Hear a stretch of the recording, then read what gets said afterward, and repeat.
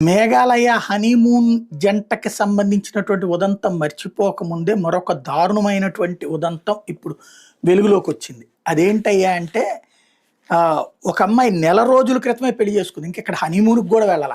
ఈలోపే భర్తను చంపించేసింది. ఏంటంటే ముందే ఒక అక్రమ సంబంధం పెట్టుకుని అతని దగ్గరికి వెళ్ళిపోయి మళ్ళీ పెళ్ళైతే చేసుకోకపోతే గనక ప్రాబ్లమ్ అని చెప్పేసి పెళ్లి చేసుకుని ఏది పెళ్లి కొడుకు దగ్గర ఏడ్చి నాకు నువ్వంటే ప్రాణం, మా అమ్మ దగ్గర డబ్బులు లేవు కట్నం, నీకు కట్నం ఇవ్వడానికి ఇబ్బంది పడుతుందని చెప్పేసి నేను కనిపించకుండా పోయాను. అంటే పెళ్లికి ముందే వారం రోజులు కనిపించకుండా వెళ్ళిపోయింది.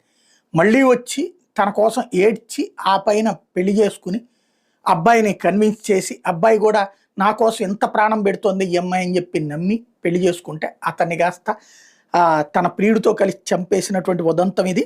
రెండు తెలుగు రాష్ట్రాలకు కలిపి జాయింట్ అయినటువంటి ఉదంతం అనమాట. దేశవ్యాప్తంగా సంచలనం సృష్టించిన మేఘాలయ హనీమూన్